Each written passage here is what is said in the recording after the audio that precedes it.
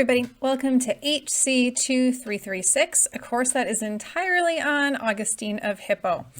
Luther doesn't offer too many courses like this where you can just dive into like one historical figure and their theology. So let me talk about what I'm hoping for with this class and why I offered to teach it.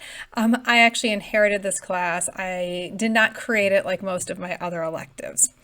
Now, let's just get the obvious out of the way. There are very few people who have had such a profound impact on Christianity that you can spend an entire semester on their work and not even begin to scratch the surface of their overall literary corpus. I was reading a book by an Augustine scholar, and he stated that Augustine wrote so much that if anyone claims to have read everything, they are a liar.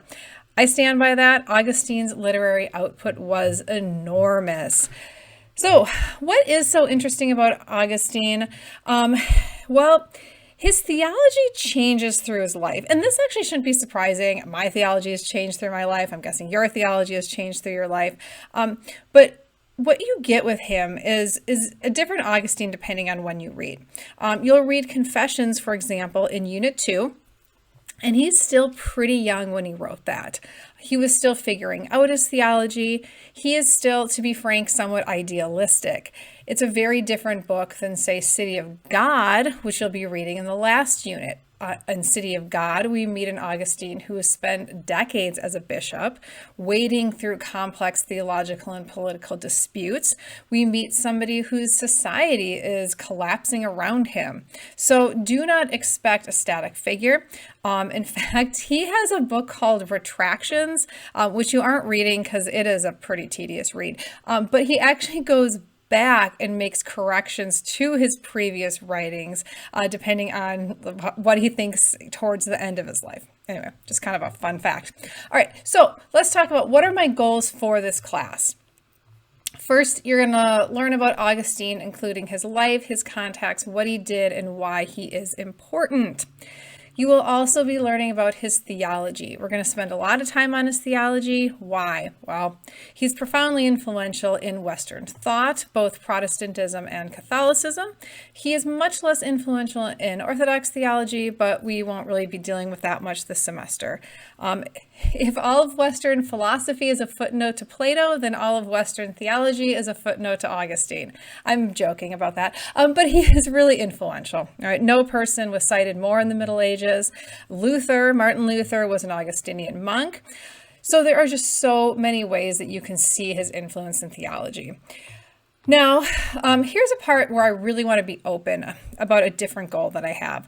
I want to foster an environment in which you can interact with Augustine and his works in a constructive and positive manner. Students tend to struggle with Augustine. I know that.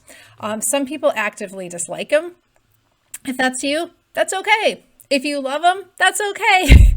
As long as you are willing to engage with the content and your classmates in a constructive manner and know that people are going to have different thoughts and feelings towards Augustine in the class, I am totally fine with however you feel towards Augustine. All right, and I do want to say a few words about how he's interpreted today, because I do think that's important to think about as we enter into this. Not that many people read him anymore, and if they do, I think it's often Confessions, which while, it's a good book, I'm assigning it mainly because my division really wanted me to, but I don't think it's a great representation of his theology. The point of Confessions was to demonstrate to his parishioners that he wasn't a heretic, since he was a pretty well-known Manichaean. You aren't necessarily getting his best theology in it. He can seem more narcissistic in the book than I think he really is as well. And we'll be engaging with far more than Confessions through the class, so you're going to get to see his theology. Anyway.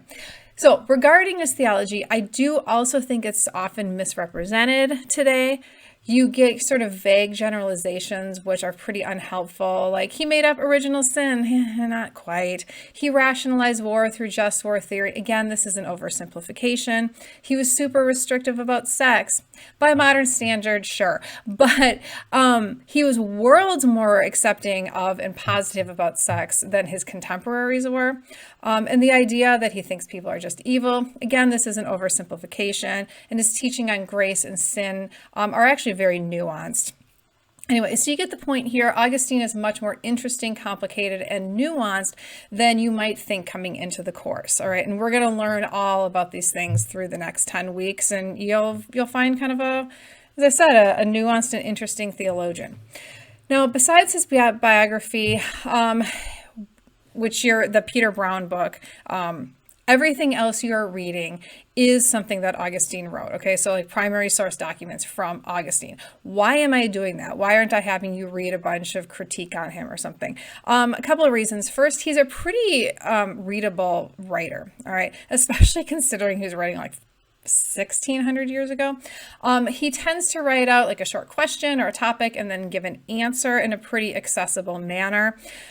It might take you a minute to get used to his style, but once you do, it's pretty quick reading. And because he writes that way, it's easy to tell if a topic will matter to you or not. This is especially true in City of God, where there are sections that just have very, very little relevance for us today. And so you can feel free to skip over some of those. Another reason I'm assigning his writings and not what other people wrote about him is that so you can interact with Augustine. You aren't getting layers of interpretation from other scholars. Yes, I'm here to guide you through the course. Yes, I picked your book, so in that sense, there is already some sort of interpretation. However, you're going to have, I'm picking kind of his best known works, all right? So you have the opportunity to interact with him and you can sort of make your own judgments and opinions about Augustine and his works in theology, all right? All right, so about that, most of you have had me as a professor before, but I can sort of lay out my biases coming into this.